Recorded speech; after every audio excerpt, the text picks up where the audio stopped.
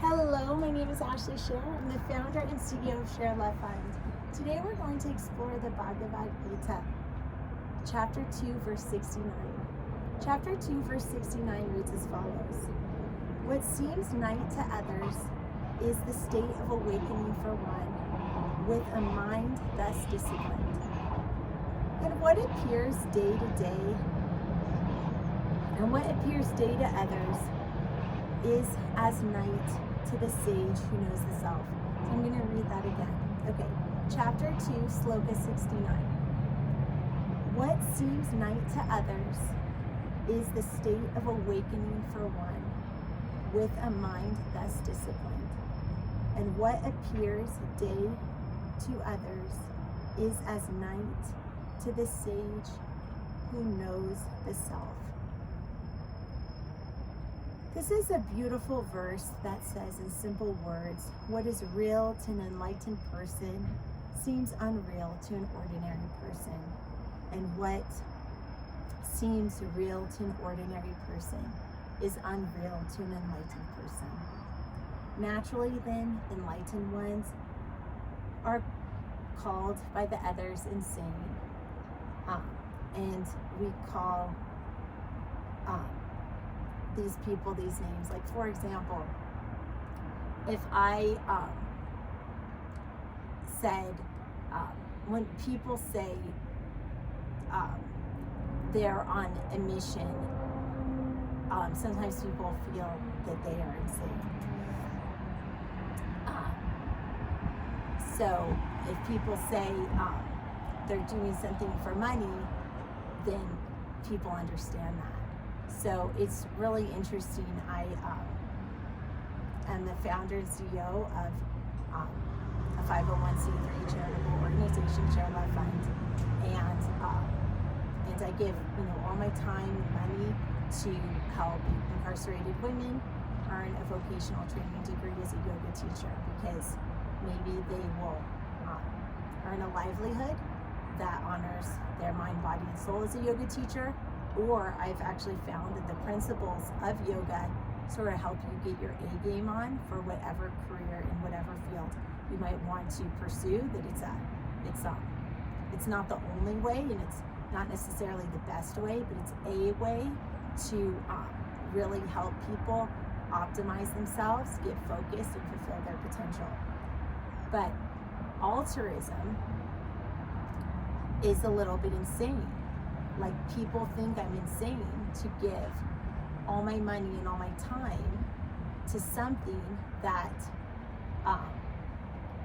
isn't going to necessarily directly help my kids, isn't going to pay my bills, and so forth. And I'm definitely not enlightened, and I'm definitely just like everybody else trying to figure out this crazy game of life. But it's just interesting that sort of like the more you gain strength from something by associating yourself with something higher or greater than yourself, the more you sort of feel like there's wind beneath your wings, the more the people who are attached to the day-to-day wins and losses of financial and material gain, the more they think you're insane. And it's interesting, the more people feel that there is no real benefit to material attachment, the more people become free of material attachment. Sometimes they look at the people that are so up in arms about how the stock market went that day. Sometimes the people that are free from material attachment, but they look at the people that are so tied to the financial wins and losses of the day, they look at them as kind of living in chaos and distortion. So I do think that there's something to be said about this sloka, that different people have different mindsets, And sometimes the different people of different mindsets kind of judge each other and say, oh, that person's insane or something like that.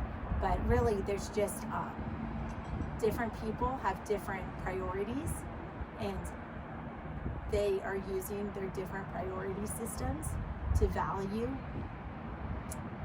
different things differently.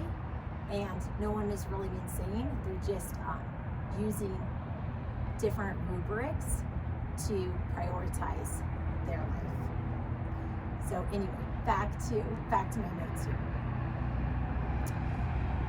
When people want to lead a spiritual life of renunciation, you say, I don't know why they are letting go of all of this. Like if people sell their house and all their belongings and go on a pilgrimage, people would think they're insane. They could enjoy life so beautifully. They have wealth and youth and everything.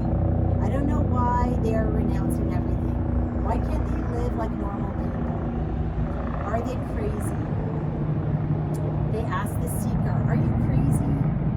You're young, you're beautiful, you have everything. With all your beauty, you could win a beauty contest. Why do you want to waste it? As if youth and beauty can't be utilized for a higher purpose.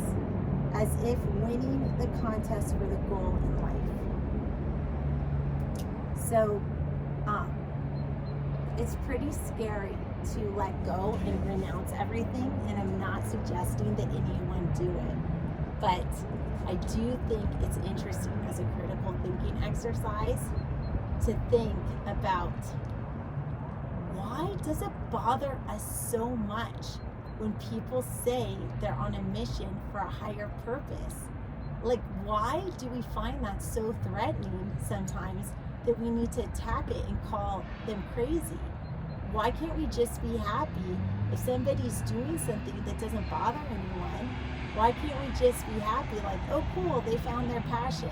You know what, somebody else, their passion is to make money in the stock market. Well, guess what? We need all different kinds of people. There's all different things in life, and you know what? Some people have to feed themselves too. So I think that what our takeaway from this sloka could be for modern day living is, you know, different strokes for different folks, and we don't need to call people crazy or cast judgment.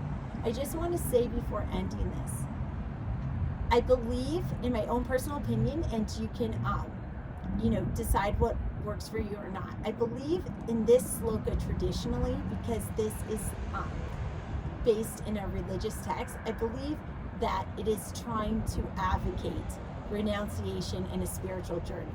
But I am interpreting this for modern day to try to figure out how can this sloka help you and me today improve our daily lives. And I think we can take a step back and give this sloka an even broader interpretation and actually say, you know what, let's not judge the business people and say that they're crazy for wanting to make money, and let's not judge the missionaries for wanting to renounce everything and focus on their spiritual development. That to each his own, and if everybody just does well with pride and passion what inspires them, then I think this world can be an incredibly diverse and enriching and beautiful place, and that we can all learn something from everyone. May the light in me be the light in you. Have a blessed day. Namaste.